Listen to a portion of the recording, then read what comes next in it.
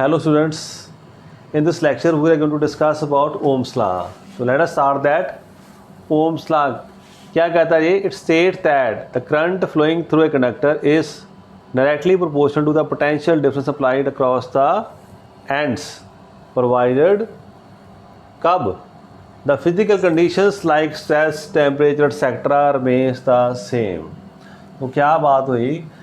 जो ओम था, ओम साइंटिस्ट हैं हमारे, उन्होंने क्या किया? उन्होंने डिफरेंट मटेरियल्स लेने शुरू कर दिए। मटेरियल्स लिए 1 2 3 4 लंबी लड़ी बना ली। सोन क्या देखना शुरू कर दिया? हर पर उसने पोटेंशियल डिफरेंस वेरी किया और करंट नोट करते रहे। तो क्या देखा उन्होंने देखा कि current passing through a conductor, किसी कंडक्टर से जो करंट पास हो रहा है वो किस पे डिपेंड कर रहा है? डायरेक्टली पोटेंशियल डिफरेंस पर। जितना पोटेंशियल डिफरेंस ज़्यादा होगा उतना ज़्यादा करंट पास करेगा। तो उन्होंने एक लॉ पूरा ही बना दिया जिस लॉ का नाम हम क्या कहते हैं? Ohm's law. दोबारा देख लो, it states that current flowing through a conductor is directly proportional to potential difference. तो इतनी बात को मैथमेटिकली लिखना हो तो क्या मीनिंग इसका आएगा? इस सेंटेंस को मैथमेटिकली हम कैसे लिख सकते हैं?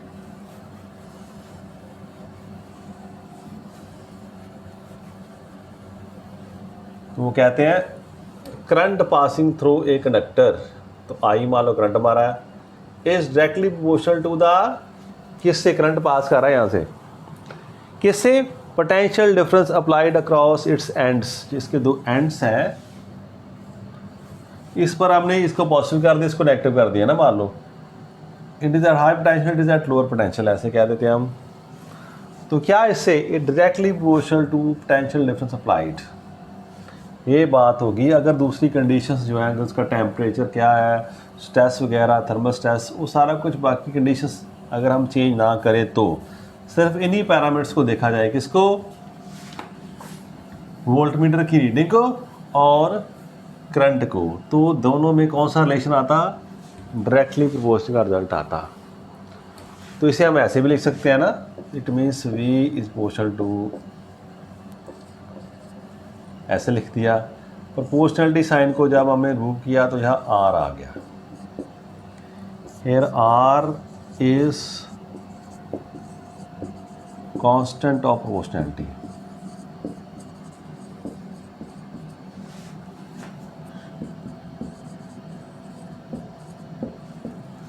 called resistance of conductor, इसे हम कहते हैं रेजिस्टेंस। सो यहाँ से ओम ने बताया हमें ये कांस्टेंट ऐसा आ जाता है जिसे हम क्या कहते हैं? रेजिस्टेंस। इसे लिखने का क्या है? इसे हम ऐसे लिखते हैं, V is equal to R I. तो ये ओम्स लॉ हमारा।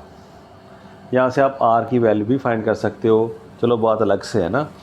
तो पहले ओम का लॉ देख लो, हम क्या कह रहे हैं कि करंट जो पास कर रहा है directly proportional to potential difference.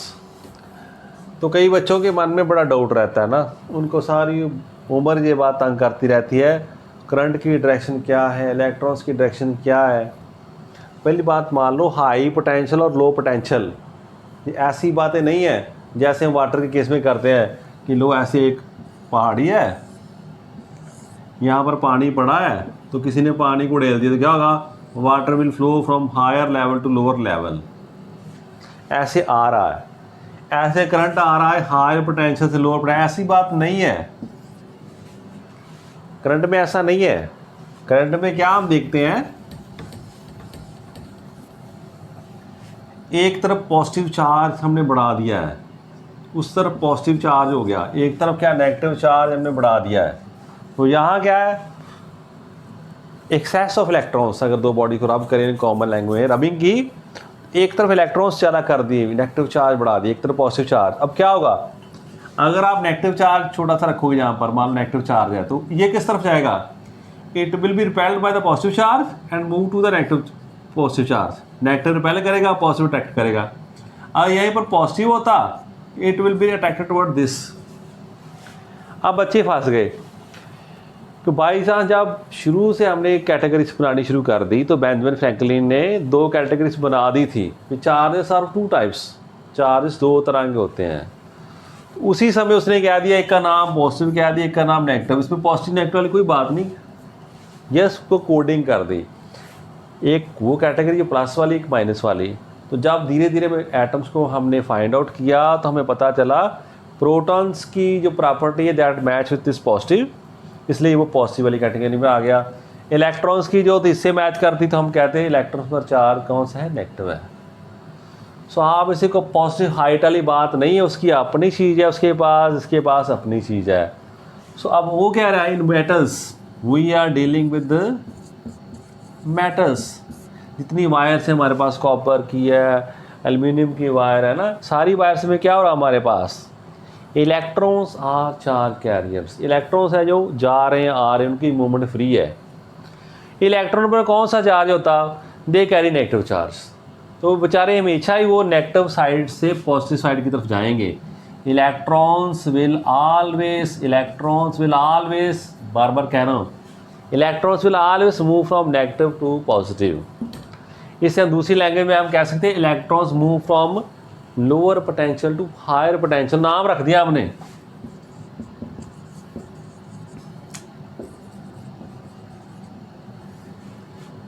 Higher potential और लोअर पोटेंशियल, ठीक है, ये नाम रख दिया हमने ऐसे, हायर पोटेंशियल लोअर पोटेंशियल क्या है। तो क्या कह रहे हैं आप, इलेक्ट्रॉन कहाँ से जा रहे हैं, they are moving from this lower potential to higher potential की तरफ जाएंगे।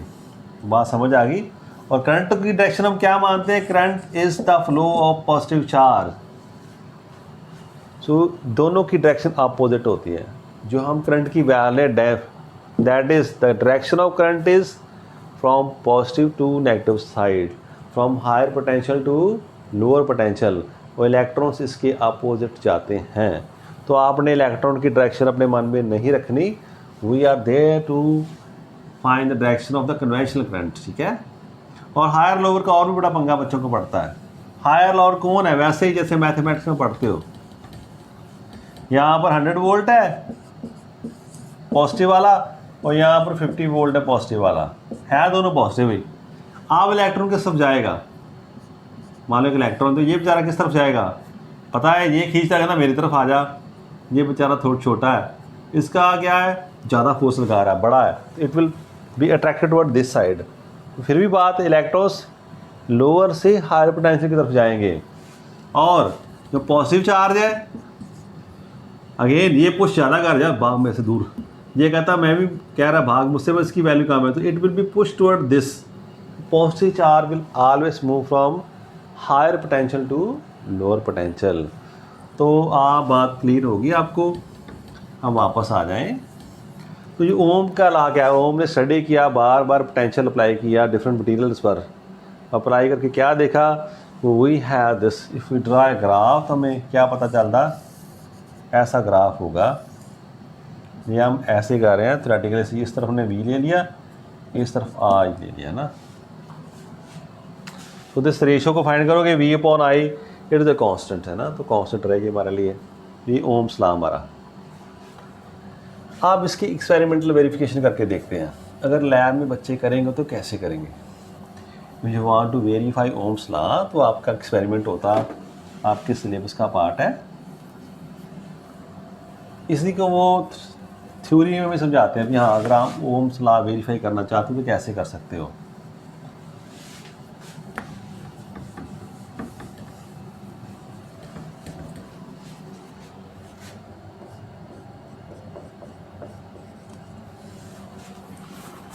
एक सेकंड,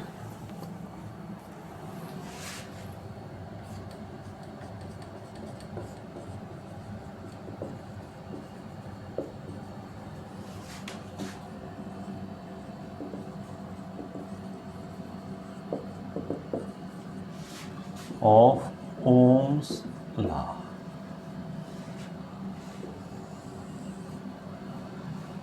ओम का लॉ वेरीफाई करना हो तो मान हम सबसे पहले हम क्या लेंगे, हम लेट अस टेक के कंडक्टर, ऐसा कंडक्टर है, उसकी कुछ रेजिस्टेंस हमने मान ली यहाँ पर है। अब हमें क्या क्या चाहिए, इसमें से करंट पास करना है तो हमें कोई ईएमएफ का सोर्स चाहिए जो हमें वोल्टेज पोटेंशियल डिफरेंस दे। इसके लिए हमें एक बैटरी चाहिए थी यहाँ पर, तो हम एक बैटरी ले लेंगे ऐसे, मान लो मैंने बैटरी ले लिया ऐसे, एक सेल है, दो लाइन ऐसे लगा दी मान लें, ठीक है, लगे। आप इसको क्या हम अटैच करेंगे, इससे हम अटैच कर देते हैं। ऐसे अटैच करना था, मैं करता हूँ। अभी आप ड्रा नहीं करनी, सारा काम मैं रफ कर रहा हूँ। बेसिकली हमें ये चाहिए था, ऐसा सर्किट हमें चाहिए, बस हमारा काम हो गया। इससे क्या होगा, current will move from this side this, ऐसे मूव करेगा करंट। बट हमें करंट बताएगा कौन, who will tell us what is the amount of current. तो करंट को मेजर करने के लिए एक डिवाइस होती है, उसे हम कहते हैं एमीटर। क्या कहते हैं, एमीटर। जो नेक्स्ट चैप्टर में पढ़ेंगे भी एमीटर होता क्या है। फिलहाल आपके लिए ammeter is a device which measures the value of current in a circuit. तो एमीटर यहाँ पर हम लगा देते हैं, मान लो कहीं पर भी लगा दो, एक तो एमीटर लग जाएगा। It will always be in series, वो रास्ते में आ जाता एमीटर। ये एमीटर लगा दिया हमने यहाँ पर, डन। अब ये एमीटर का पॉजिटिव है, वो एमीटर का नेगेटिव साइड ऐसे लग गया सीरीज में, पहली बात होगी। यहाँ लगा दो, जहाँ लगा दो, कहीं पर लगा दो, है ना। तो नहीं पसंद सर, मैंने बुक में ऐसे देखा था, तो भाई आप ऐसे ले लो, ठीक है, तो भी कोई मुश्किल नहीं। जो साइड प्लस की तरफ से आ रही प्लस, ये नेगेटिव होता है इसका, है ना, डन। अब और क्या करें, अब सर्किट को ऑन ऑफ ही करना चाहते हैं हम, तो कहीं पर भी आप किसी भी सीरीज सर्किट में आप क्या लगा दो, एक की लगा दो ऐसे।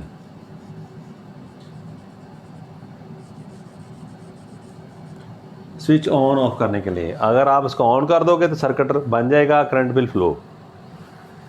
अब इसके क्रॉस हमें कौन बताएगा पोटेंशियल डिफरेंस कितना है इस दोनों के पॉइंट में। पोटेंशियल डिफरेंस का मीनिंग, अब क्या इस तरफ करंट किस तरफ जा रहा है, ऐसे जाएगा, तो दिस हाई पोटेंशियल। तो यहाँ पर हम एक और डिवाइस लगाते हैं, इसका नाम है वोल्ट मीटर। ये क्या है, वोल्ट मीटर। नहीं पता तो लिख लो, ए यहाँ पर क्या है, एमीटर। ये वी क्या हमारे पास यहाँ पर वोल्ट मीटर हमने लगा रखा, उसको मेंशन कर दिया। Volt meter is always in parallel, ये पैरेलल में लगता है। पैरेलल पढ़ा था हमने, दोनों के कॉमन एंड किसी भी चीज़ के ज्वाइन कर दी जाए। मान लो ये रेजिस्टेंस है, एक जा रही है इस तरफ से, ये एक रास्ता बन गया, दूसरी रेजिस्टेंस थी, दोनों पैरेलल में। ऐसे कैपेसिटर पढ़े थे हमने। तो यहाँ पर कुछ नहीं, यहाँ पर हमने एक डिवाइस लगा दी, इसका नाम वोल्ट मीटर। वोल्ट मीटर हमेशा पैरेलल में लगता है, एमीटर हमेशा सीरीज़ में लगता है, ठीक है। एमीटर की रेजिस्टेंस बहुत कम है, ये बेचारा करंट को कुछ नहीं कहता, आइडियल एमीटर है। पढ़ेंगे इसके बारे में, फिर भी आप अभी सुन लो। एमीटर ऐसा है जो कहता मैं बस देख रहा हूँ, मुझे करंट को मैं कुछ नहीं कहूँगा, आप जितना करंट जाना जाओ भैया, मैं कुछ नहीं कहता, मैं नोट ही करूँगा बस वहाँ खड़ा होकर। सो जो आइडियल एमीटर है उसकी रेजिस्टेंस कितनी होनी चाहती है, आइडियल की रेजिस्टेंस होती है 0। ये करंट को बिल्कुल भी डिस्टर्ब नहीं करना चाहता, बट असल में कोई ना कोई रेजिस्टेंस होती है that is very very small, बहुत निग्लिजिबल रेजिस्टेंस होती है, ठीक है। और ये वोल्ट मीटर है, इसकी क्या है, करंट कहता मैं इधर से जाऊँ, कहता ना इधर कोई रास्ता नहीं है, करंट इस तरफ से नहीं जा सकता। क्यों नहीं जा सकता, इसकी रेजिस्टेंस जो आइडियल है, इसकी रेजिस्टेंस कितनी इनफाइनाइट होती है, कितनी होती है, इनफाइनाइट। इट मीन्स जो वोल्ट मीटर है उसकी रेजिस्टेंस बहुत बहुत बहुत बहुत ज़्यादा होती है, इसलिए इसमें से करंट पास नहीं हो सकता। मैं दूर से देखता बस कि मैं देखूंगा पोटेंशियल डिफरेंस कितना है, इस तरफ कितना पोटेंशियल, इस तरफ मैं दोनों को तोल के बताऊंगा। तो ये सिर्फ पोटेंशियल डिफरेंस ही बताता है। तो इसे जब भी लगाना सर्किट में, ये पैरेलल में लगता है। तो जब पॉजिटिव साइड आ रही है तो इस तरफ पॉजिटिव है, इस तरफ इसका नेगेटिव है। अब एक और बात आ जाती है, अब हम वोल्ट मीटर को ये कैसे नोट करेगा, चेंज भी करना सर्किट को, सर्किट में हमें करंट को बढ़ाना भी है, कम भी करना है, और उस वेरिएशन के करने की हमें एक और डिवाइस चाहिए जिसका नाम कहते हैं रियोस्टैट। तो कुछ नहीं, वो ऐसा ही होता है, रेजिस्टेंस होती है वेरिएबल, ऐसे ही उसे शो कर देते हैं, रेजिस्टेंस है, ये ऊपर एक लगा है इसके, ऐसा बना दो, दैट इज कॉल्ड रियोस्टैट। तो RH क्या हमारा, रियोस्टैट ऐसी डिवाइस हमारे पास, इसे पेन है, इससे बड़ा गोला है, उस पर वायर कॉइल की, तो आगे पीछे पॉइंटर को मूव करता है, उसकी रेजिस्टेंस वेरी करेगी। तो रेजिस्टेंस वेरी करेगी तो सर्किट में करंट क्या, वो कम होगा ज़्यादा होगा। तो that is the experimental arrangement for this verification of ohms law. तो हम क्या करते हैं, तो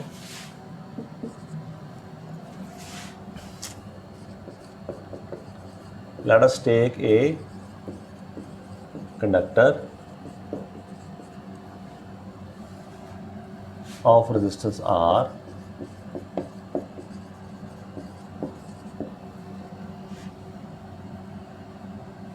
ये क्या हमारे पास है, ये EMF प्रोवाइड कर रही है हमें, वी को कहते, इसे EMF कह दी, EMF सोर्स है हमारा, जैसे बैटरी कह दो आप, जो भी कहना है ना, अरेंजमेंट हमारे pass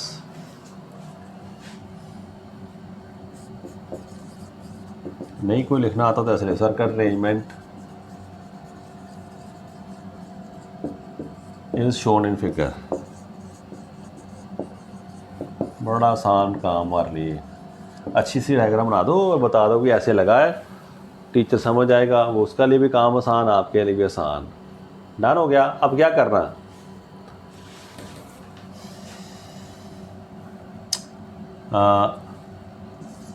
on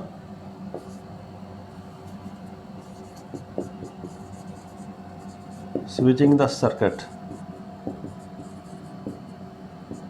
on, the current will flow what would happen, let I1 be current shown in figure and shown in ammeter, and V1 be potential difference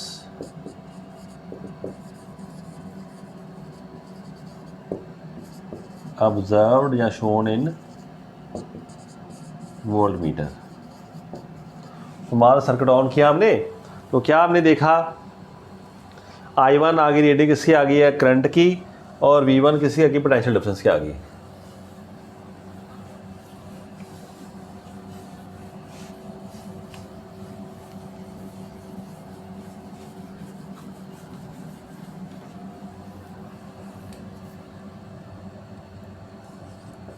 on changing the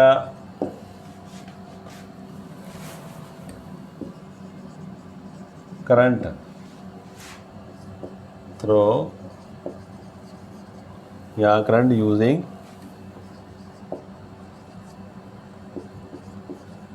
rheostat, let V2 I2 be new readings, again changing current, let V3 I3 be new readings। तो आपने ऐसे बार बार करते रहना, जहाँ से rheostat को change करते रहो, जहाँ से V और I की वैल्यू नोट करते रहो। तो क्या आप देखोगे, इसमें करंट कहीं शो कर दो, यहाँ पर करंट मान लो ऐसे जा रहा है तो इसकी I वैल्यू है ना, तो क्या देखा हमने, ऐसी रीडिंग 2 3 4 जितनी मर्जी ले लो, तो क्या देखोगे आप,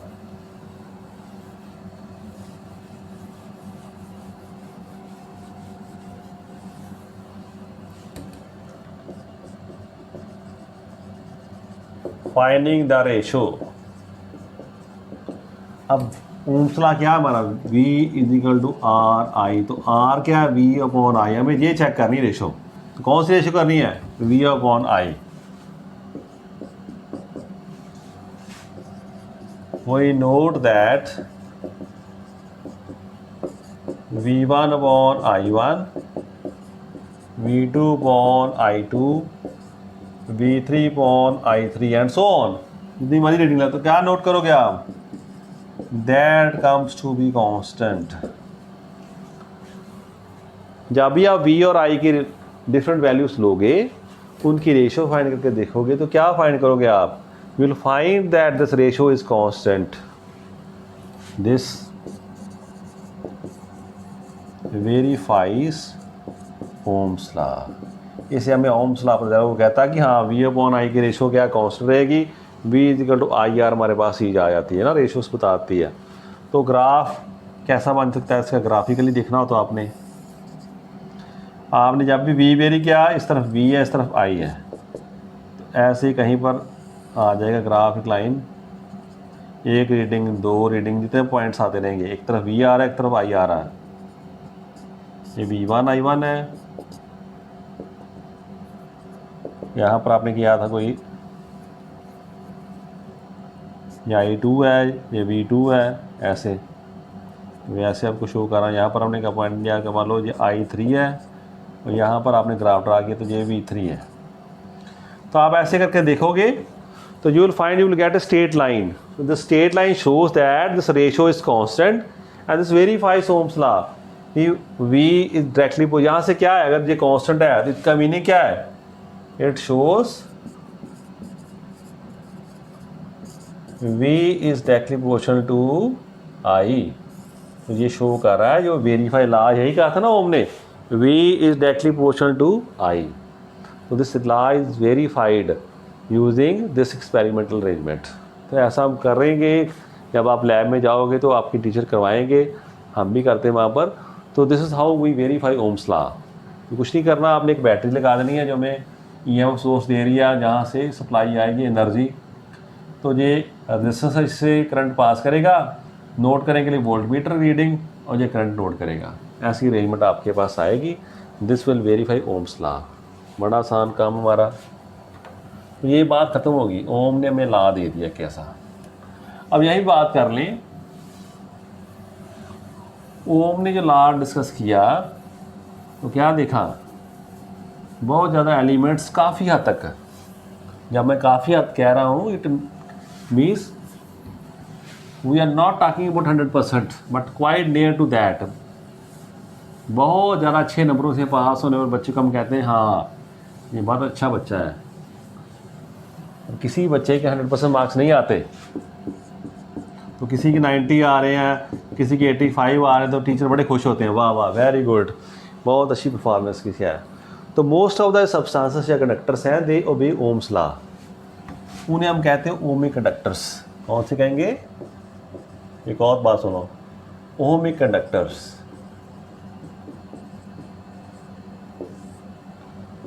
दोस conductors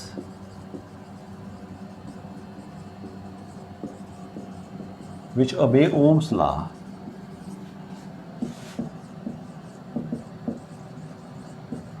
are called ohmic conductors।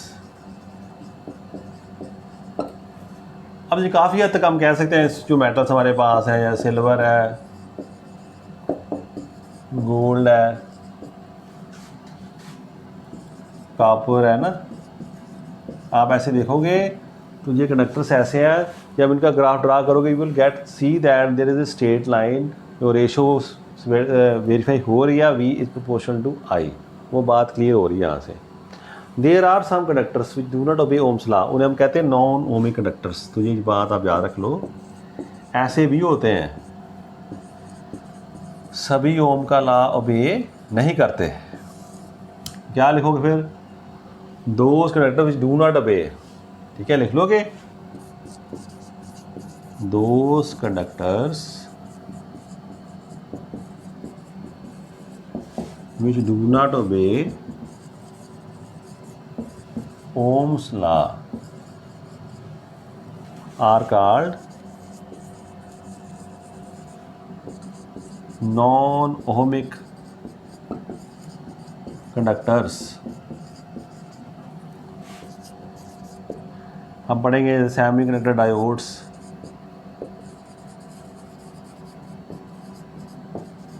उनका ग्राफ ड्रा करोगे तो स्ट्रेट लाइन नहीं आएगा। और मैं ड्रा नहीं करके वैसे बता रहा हूँ आपको, ऐसा ग्राफ आएगा आपके पास, जो हम चैप्टर पढ़ेंगे आपको पता चल जाएगा ऐसा। तो वो स्ट्रेट लाइन नहीं आता।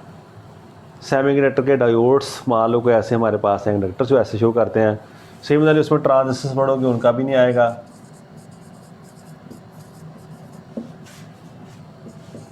कुछ इलेक्ट्रोलाइट्स होते हैं ना, उनमें भी नहीं आता। तो these are called non ohmic conductors. तो ये भी बात आप नोट रख लेना, दोज कंडक्टर्स विच ओबे ओम्स लॉ उसे हम कहते हैं ओमिक कंडक्टर्स, जो नहीं ओबे करते उन्हें हम कहते हैं नॉन ओमिक कंडक्टर्स। ये बात क्लियर होगी आपको। चले नेक्स्ट फिर, अभी हमारे पास टाइम है तो हम एक और बात कर लेते हैं, series and parallel arrangement of resistance. जैसे हमने कैपेसिटेंस के केस में किया था वैसा ही अरेंजमेंट हम करेंगे अब रेजिस्टेंस के केस में। तो आपको पता है सीरीज कॉम्बिनेशन क्या होता है, जहाँ एक लड़ी में एक के बाद दूसरा लगा दिया जाए उस कॉम्बिनेशन को हम कहते हैं series arrangement. So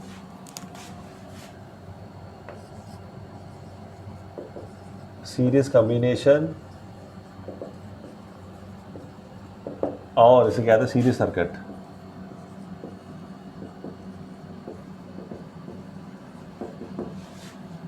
of resistances. ये कैसा आएगा,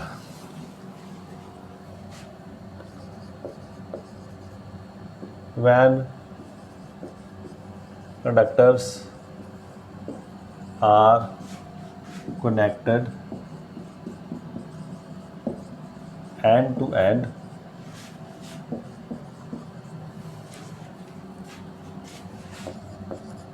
such that there is only one path for the flow of current,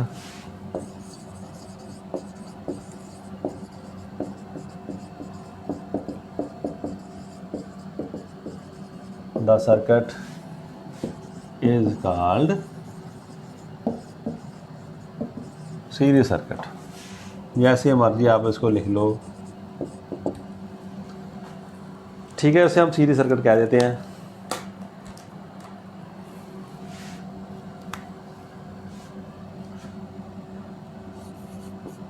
late R1, R2 and R3 be three resistances in series as shown in figure।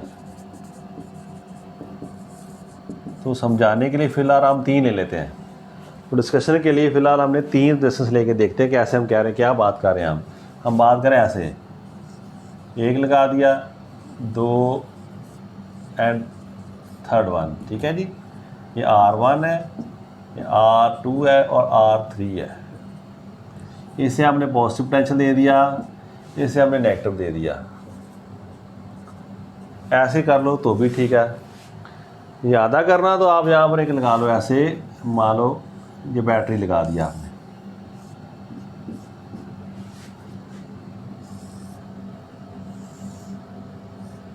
ऐसे show कर सकते हैं हम, है ना। तो क्या पोटेंशियल कितना लगा दिया हमने, टोटल कॉम्बिनेशन का V पोटेंशियल हमने दे दिया, VB potential difference across the combination. सारे कॉम्बिनेशन को हमने कितना पोटेंशियल दे दिया, V पोटेंशियल दे दिया। तो ये बातें फिलहाल हमने अरेंजमेंट कर ली ऐसी।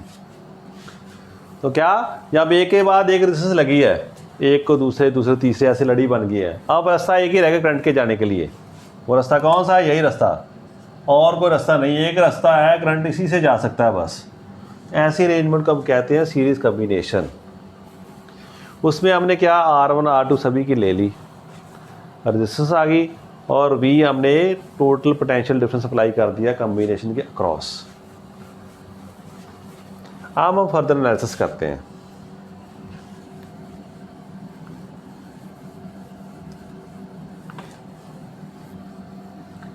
रेजिस्टेंस का काम क्या है, resistance is the opposition. Resistance क्या है, अपोजिशन। ये फ्लो को कम करना चाहती है, पर फ्लो कौन करवा रहा है, ये बैटरी जो वोल्टेज लगी है ये कर रही है। तो कुछ एनर्जी यहाँ पर स्पेंड हो जाएगी, कुछ यहाँ पर स्पेंड हो जाएगी। तो इसे क्या हम कहते हैं, potential drop.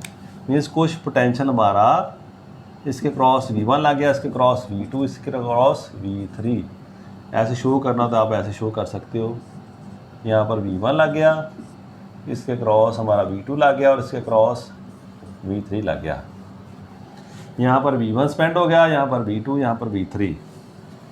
So let V1, V2 and V3 be potential, word सुन लो, ऐसा यूज करते हैं हम ना, potential drops across the resistances। Drop जब उसका मीनिंग क्या हमारे पास, मान लो जो रेजिस्टेंस लगी है ना, तो यहाँ पर पोटेंशियल किसी ने हाई पोटेंशियल, यहाँ पर कौन सा हाई पोटेंशियल है, यहाँ पर कौन सा है लोअर पोटेंशियल। तो मान लो करंट जा रहा है, तो यहाँ पर 50 था, तो इस तरफ जाते जाते कुछ स्पेंड हो गया, तो यहाँ पर नोट करोगे तो जहाँ 40 हो गया। तो क्या देखा आपने, ड्रॉप कितना आ गया, यहाँ पर 10 वोल्ट का ड्रॉप इसकी क्रॉस आ गया। कुछ हमें वर्क करना पड़ा, पोटेंशियल क्या था, work done in moving a unit positive charge. तो इस जो रेजिस्टेंस है, जो ऑपोजिशन को क्रॉस करने में कुछ एनर्जी स्पेंड होगी, कुछ वोल्टेज हमारी यूज़ होगी, उसे हम कहते हैं पोटेंशियल ड्रॉप। तो इससे हमें पता है ओम्स लॉ क्या कहा था, अगर हमारे पास I करंट है और R रेजिस्टेंस है, करंट हमारे पास I है, रेजिस्टेंस R है, तो I करंट R रेजिस्टेंस है, मैंने कहा मेरे पास रेजिस्टेंस R है तो फिक्स्ड है। भैया मैंने करंट पास करना I, आप मुझे बताओ कि मैं कितना वोल्टेज अप्लाई करूं। तो आप करेंगे अच्छा मैंने पढ़ा था V = IR होता है, तो भैया इतना दे दो हमें, तो दोनों को मल्टीप्लाई कर देंगे, तो उसमें से हमें या क्या मिल जाएगा, दिस पोटेंशियल ड्रॉप आ गया। तो अगर हम कहते हैं, अब बात दूँ क्या कह रहा मैं, if I is the current in circuit, इस सर्किट में से करंट I चल रहा है, तो फिर V1 क्या होगा, देन V1 कितना आपका आएगा, V1 क्या है बताओ मुझे जल्दी से, I, V2 मैं पूरा नहीं लिख रहा, V3 I, तीनों में करंट तो I है, इसमें भी I है, same current is passing through the circuit, but drop अलग अलग हुआ डिपेंडिंग अपॉन ओम्स लॉ। तो ये कितना R1, ये R2 और ये R3। ये बात क्लियर आपको। नाउ V क्या हमारा, V1, V2 और V3, इसको भी आप याद रखो कि जो टोटल पोटेंशियल किसने दिया था, जो बाहर हमने बैटरी लगा दी, उसी के 3 हिस्से हुए हमारे पास। अगर 4 होते रेजिस्टेंस तो 4 हिस्से हो जाने थे। तो ये एक रिलेशन हमारे पास है कि दिस टोटल जो पोटेंशियल है that is sum of the potential drops. ठीक है जी, सारा इसमें आ गया। तो ये बात तो क्लियर हो गई हमें। जो नेक्स्ट बात है, हम क्या करने वाले हैं, अब बात आ गई, ये सर्किट नोट कर लिया आपने, मैं इसे रब करने वाला हूँ, नहीं करता चलो। कहता है 3 जो है, तीनों को यहाँ से हटा दो, मुझे एक दे दो।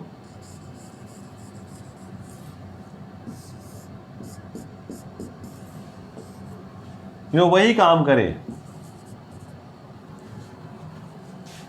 तीनों को वहां से हटाकर अगर एक ऐसा लगा दें that performs the same duty, then we say that is the net resistance. So let RS be, क्या कहें हम इसे, नेट रेजिस्टेंस, और कई बार कहते हैं इक्विवेलेंट, कोई बात नहीं, बात एक इक्विवेलेंट रेजिस्टेंस, जो भी कहना आपने कह लो।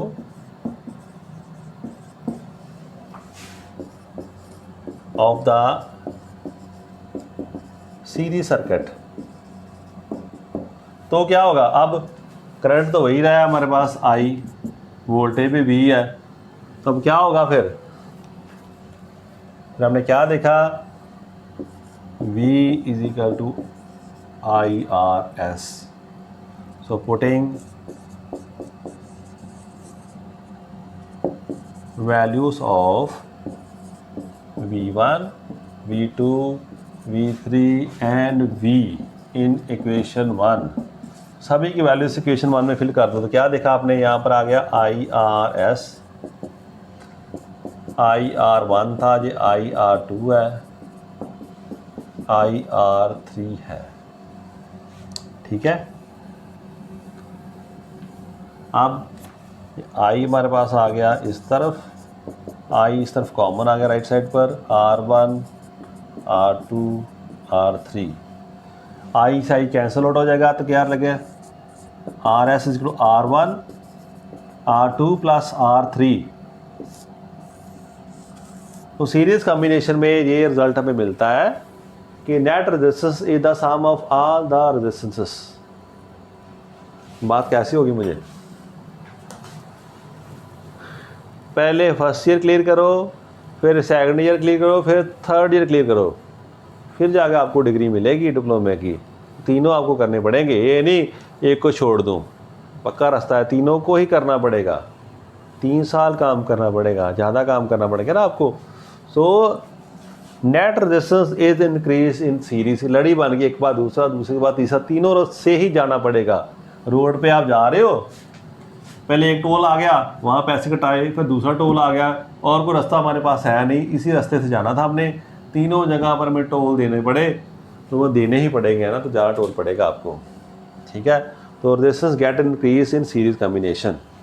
तो हम बाद में इसके बारे में जो एक्सपेरिमेंट वो करेंगे न्यूमेरिकल, उसमें आपको ज़्यादा क्लियर हो जाएगा।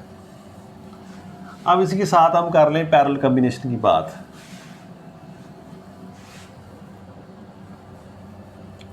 इसे कर दे यहाँ पैरेलल वर्ड, यहाँ पर भी इसको करते हैं पैरेलल सर्किट। तो पैरेलल सर्किट आपको बनाना आता है, जैसे कैपेसिटर का केस में है ना, बिल्कुल वैसा ही हो रहा है, बट देखो रिजल्ट अलग से आ रहे हैं। अगर आपने याद करना तो क्या रखना, कैपेसिटर में ऐसा था सीरीज में, उसमें इन्वर्स आ रहे थे, और रेजिस्टेंस में ऐसे सीधा ही ऐड हो रहा है। ये माइंड में आप कर रहे हो, किसी एक को याद रख लेना, दूसरा उसकी रिवर्स में जा रहा है। ठीक है, याद रहेगा आपको। चलो हम आ जाते हैं हम पैरेलल कॉम्बिनेशन में। तो वो भी आपको पता है पैरेलल कॉम्बिनेशन कैसा होता है।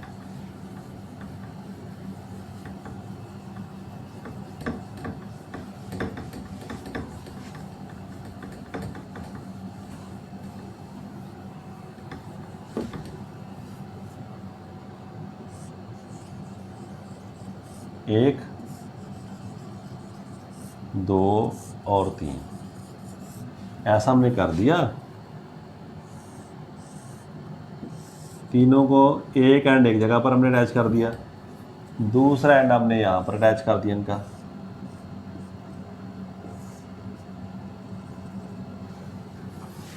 पूरे को हमने ऐसे देना पोटेंशियल, तो बैटरी लगा दो, नहीं तो वैसे मेंशन कर दो आप। मैंने पूरे कॉम्बिनेशन को ऐसे V से अटैच कर दिया।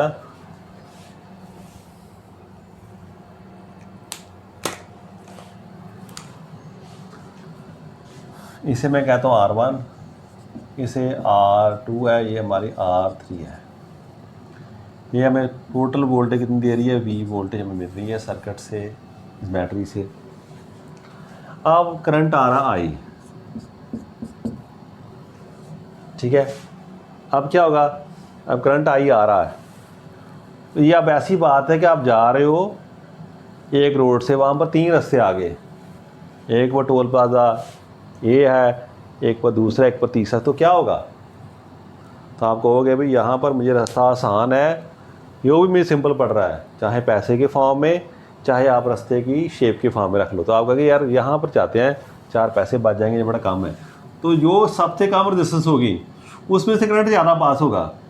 तो जो ज़्यादा रेजिस्टेंस है, जहाँ पर डिफ़िकल्टी ज़्यादा है, तो उनके लिए क्या, अभी आपको कहते हैं कि आप बच्चे ऐसा हो, सारे बच्चों ने 10th कर ली है, अब उनके पास चॉइस है, तो कौन सा डिप्लोमा करना चाहते हैं, वो मैकेनिकल करना चाहते हैं, वो CSE का करना चाहते हैं, वो इलेक्ट्रॉनिक्स का करना चाहते हैं, वो सिविल का करना चाहते हैं, वो केमिकल करना चाहते, कौन सा करना चाहते हैं, they have the choice.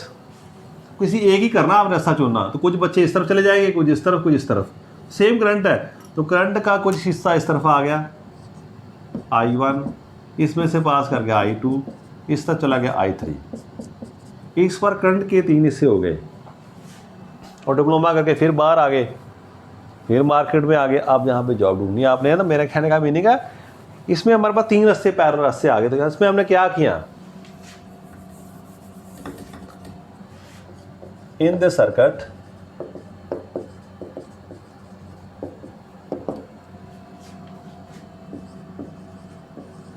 one end of each resistance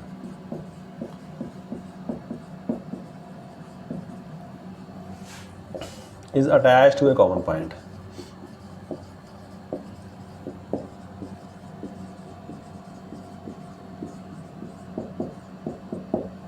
कर दिया हमने, या कनेक्ट कर दिया यहाँ पर। एंड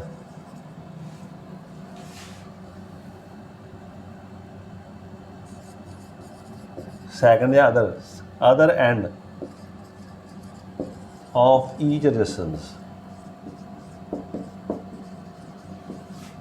is connected to या attached to, जैसे भी लिखना, to another common point.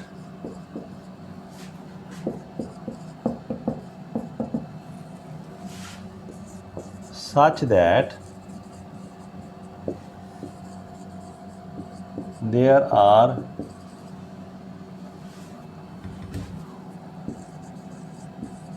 as many paths for current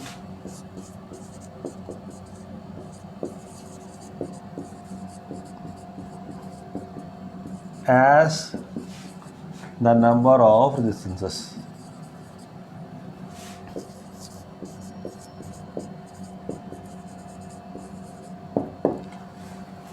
कहते सभी का एक एंड जो है वो एक कॉमन पॉइंट में लगा दो, फिर सेकंड एंड दूसरे कॉमन पॉइंट में लगा दो। कैसे? सो करंट के लिए कितने रास्ते हैं, जितनी रेजिस्टेंस हैं उतने करंट के लिए रास्ते बन गए हमारे पास। अगर ऐसा कॉम्बिनेशन है तो हम इसे कहेंगे this is parallel arrangement of resistance. ये बात क्लियर है? तो फिर हम कह देंगे let V be potential difference, ये शॉर्ट में लिख दिया हमने, potential difference across the combination. सारी कॉम्बिनेशन पर हमने V पोटेंशियल अप्लाई कर दिया। नोट कर लिया आपने?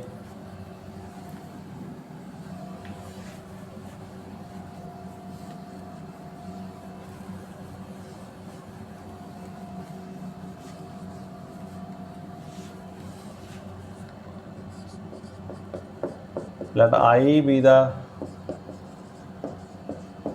net current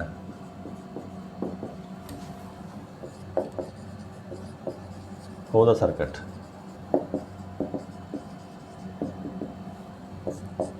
I1, I2 and I3 be currents through resistance R1, R2 and R3। ज़्यादा बड़ा करना तो रिस्पेक्टिवली, वैसे टीचर समझ जाते हैं। रिस्पेक्टिवली का मीनिंग यहाँ पर क्या है कि पहला वाला पहले के साथ, दूसरे वाला दूसरे के साथ, तीसरे वाला तीसरे की बात कर रहा है। कहता पहले में से I1 R1 से गया, I2 R3 R2 से, और I3 R3 से पास हो गया। ये बात क्लियर होगी जो तुमने बात कर ली। अब बात हम करेंगे भी I1 I2 I3 है कितने, उसकी बात हम करते हैं। अब देखो, अब बात क्या कर रहे हैं हम, पोटेंशियल जो वो तो सभी के साथ कॉमन है। ये कहता है मुझे भी इस तरफ से मेरे ये अटैच है, पॉजिटिव बैटरी का इस तरफ ये अटैच है, मुझे से कुछ नहीं है ना। मुझे ये पता मैंने यहाँ से शुरू किया, यहाँ पर एंड करना है ना, मुझे पता है। अब इसमें से करंट कितना होगा, ये कहता है मुझे वोल्टेज मिल रही V, मैं R1 फिक्स है, तो क्या हमने किया, यहाँ आर फिक्स हो गया और वी भी फिक्स है। हर एक वोल्ट, हर एक रेजिस्टेंस में देखो आप, आर फिक्स है, वी फिक्स है। आई विल वेरी, यहाँ पर आई कितना होगा, आई डिपेंड्स अपॉन आर। अब देखो ना, वी इज फिक्स्ड सभी के लिए, तो हर रेजिस्टेंस में करंट अलग अलग से पास होगा। तो यहाँ पर हमें कौन हेल्प करेगा, फिर Ohm's law V is equal to I R होता है। हमें क्या फाइंड करना, आई, तो वो क्या था, वी अपॉन आर। ठीक है, ओम्स लॉ को मन में रखना अपने, V is equal to I R. तो आई कैसे आ गया, वी अपॉन आर है। ठीक है जी। नाउ अब मैं बताऊंगा I1 क्या है और I2 और I3। पहली रेजिस्टेंस क्या आ रही है, मैं मुझे तो पता है ना कि मेरे में क्या है, करंट कितना है, वोल्टेज इतनी है। कहता मेरे पास वोल्टेज इतनी है तो मेरे पास भी वोल्टेज इतनी है। करंट कितना पास होगा इसमें से, R1 VR2 VR3। ऐसे करंट की वैल्यू जितनी, आप क्या देखा आपने यहाँ से, जिसकी रेजिस्टेंस ज़्यादा उतना करंट कम है ना। अब रेजिस्टेंस आ गया इसमें से, जो रेजिस्टेंस ज़्यादा होगी इस उसमें से करंट कम पास होगा, और जो रेजिस्टेंस कम होगी उसमें क्या होगा, करंट ज़्यादा होगा। सभी आसान रास्ता चूज़ करना चाहते हैं, डिफ़िकल्ट रास्ता बहुत कम लोग चूज़ करते हैं। तो सेम इज़ फॉर द जो चार्ज कैरियर्स हैं। तो ये नोट कर लिया आपने। अब वही बात आ गई, अब वो कहता है अब इसकी इक्विवेलेंट रेजिस्टेंस बताओ। इसका मीनिंग क्या है, तीनों को यहाँ से हटा दो। कहता हटा दिया, तो यहाँ पर एक रेजिस्टेंस लगा दो which does the same job, जो वही काम करे। इसका नाम हम RP रख देते हैं। लेट RP बी नेट और equivalent resistance of circuit.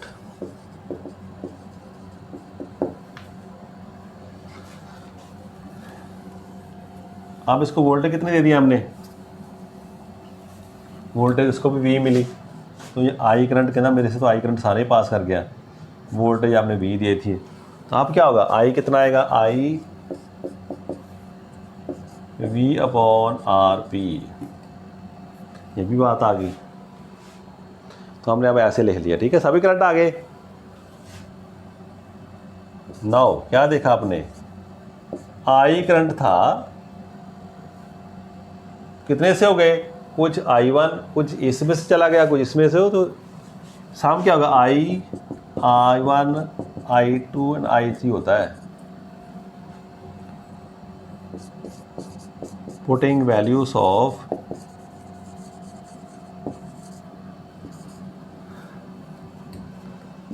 I1 I2 I3 and I we get. अब इस क्वेश्चन में सभी की वैल्यूज फिल कर दो, तो क्या होगा यहाँ पर, VRP VR1 VR2 and VR3 ऐसे हमारे पास आ गया। अभी बात ख़त्म नहीं हुई, अभी देखो कॉमन क्या आ रहा। तो in the next step we will see that this V is equal to R ऐसे आ गया, यहाँ पर V कॉमन आ गया है, R1 R2 और R3। तो what do you see, V and V दोनों तरफ कॉमन है, it will cancelled out, it will get cancelled. So what do we get, we get relation like this, 1 upon RP 1 upon R1।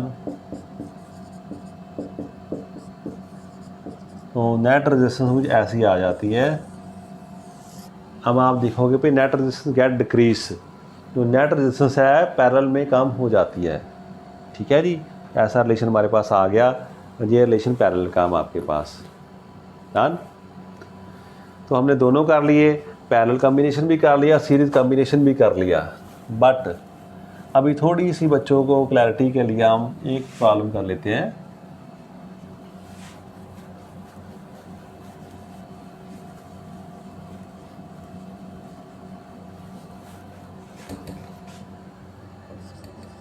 Let there be 3 resistances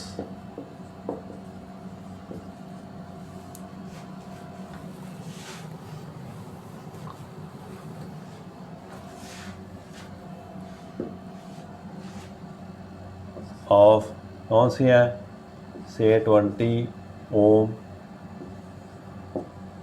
फिर 40 ओम, 30 कर लें, लो 30 कर लो, 30 ohm and 60 Om.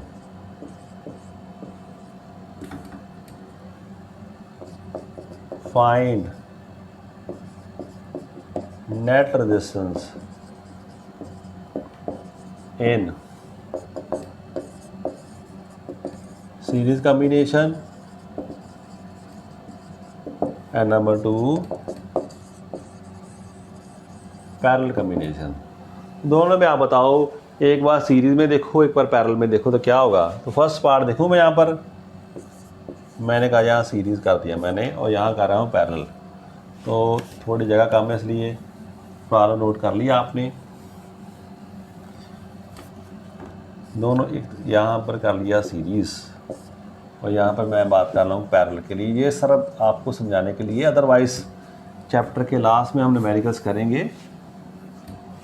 Series में क्या है formula, RS R1 R2 and R3 हो गया। पैरेलल में कैसा हमारे पास RP R1 R2 and R 1/RP R1 R2 and R3 करो value fill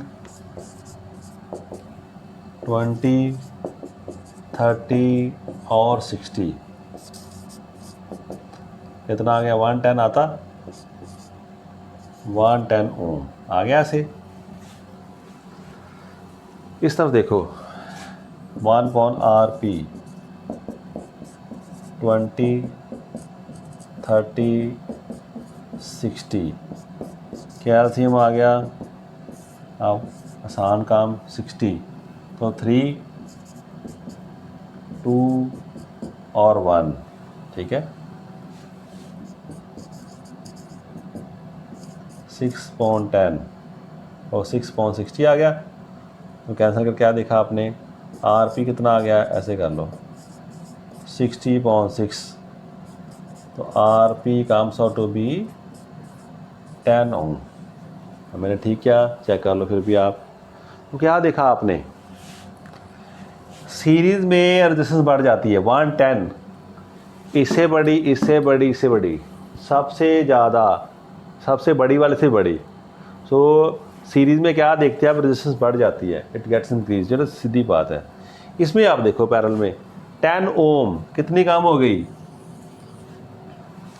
it is lesser than the least. ये सारे कॉम्बिनेशन में अकेली से भी कम है तो कम ही, इतनी ज़्यादा कम है कि सबसे छोटी वाले से भी कम है। अगर कोई बच्चा यहाँ पर 2 कर ले, वो ट्राई करके देखना, वैसा 2 रख लो, फिर हो सकता है 2 से ज़्यादा आ जाए। तो जितनी मर्जी आप ट्राई करके देखो, आप क्या फाइंड करोगे, answer is always lesser than the least. ये सबसे छोटी वाली रेजिस्टेंस है ना, उससे भी कम रेजिस्टेंस आपका आंसर आएगा। अगर आप ऐसा भी करके देखो तो खुद ही ट्राई करके देखना। तो क्या हमने देखा, सीरीज़ में रेजिस्टेंस बढ़ जाती है, पैरेलल में रेजिस्टेंस क्या वो कम हो जाती है। और दूसरी बात सामने क्या ख्याल रखना है, कैपेसिटर का रिलेशन और इसका रिलेशन ये दोनों डिफरेंट है। चलो मैं इसको रब करने लगा, अभी वो बात भी हम कर रहे हैं यहाँ पर।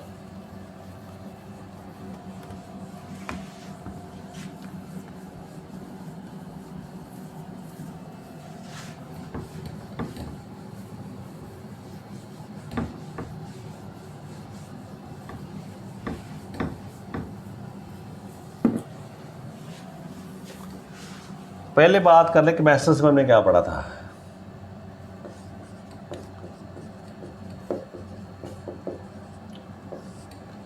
फिर हमने पढ़ा रेजिस्टेंस स्क्वायर में,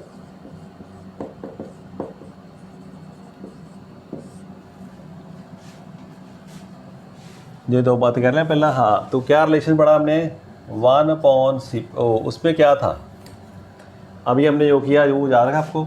सीरीज में कैसा कम्बिनेशन है, R1 R2 और R3, मुझे ये याद रहता है, मेरे मन में ये फिक्स है, मैं इसके हिसाब से चलता हूँ। RP ऐसा है, मैंने ऐसा याद रख लिया, मुझे कहता भी ऐसा।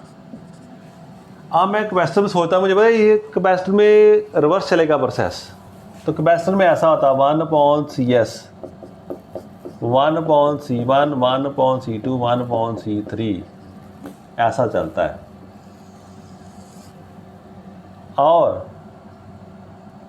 कैपेसिटर में कैपेसिटी पैरेलल में बढ़ जाती है, C1, C2 and C3।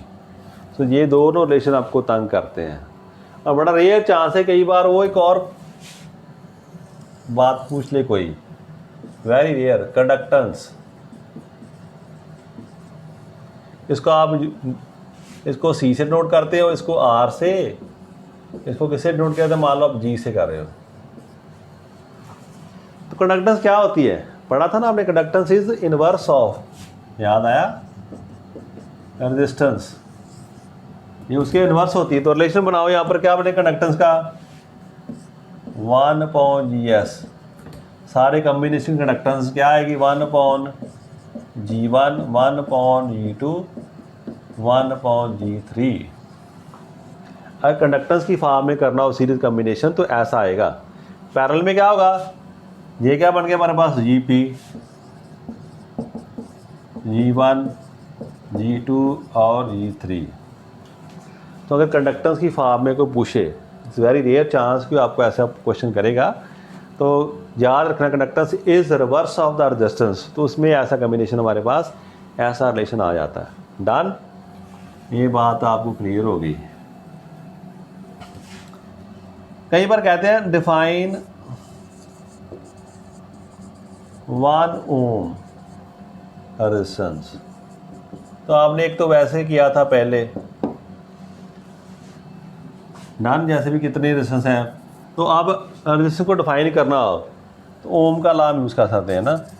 We know क्या लॉ है, V = RI, तो R क्या आ गया हमारे पास, V/I। डन, ये आंसर हमने 1 लेना है। क्या होगा, if V = 1 volt, I = 1 ampere, तो क्या होगा हमारे पास, यहाँ पर कर रहा हूँ, R क्या आ गया हमारे पास, 1 वोल्ट 1 एम्पियर इज 1 ओम, ये 1 ओम आ गया। तो 1 ओम क्या है, 1 ohm is the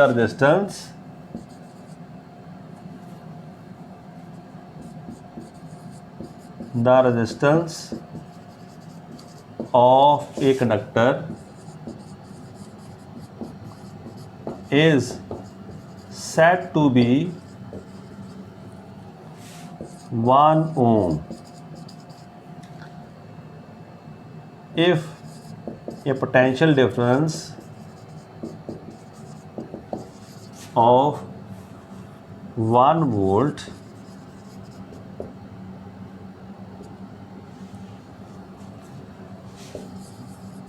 leads to a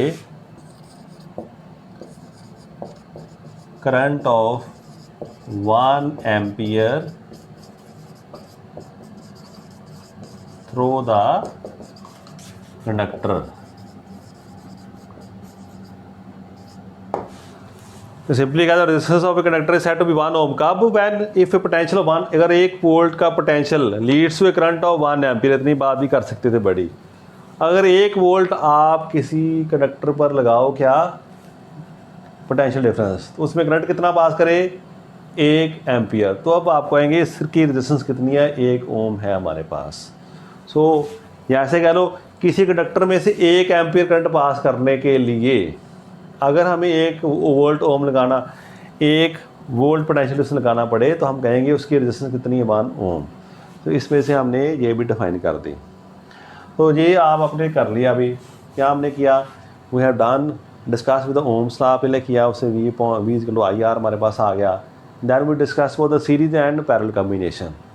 सो हम नेक्स्ट हम देखेंगे there are another laws which are further facilitate us to क्या करने के लिए, जो सर्किट एनालिसिस है, सर्किट्स जो हमारे पास आएंगे दे विल कंटेन कम्प्लेक्स, उनमें कम्प्लेक्स सर्किट्स होंगे हमारे पास, उनको बेटर सॉल्व करने के लिए हमारे पास कुछ और लॉज हैं।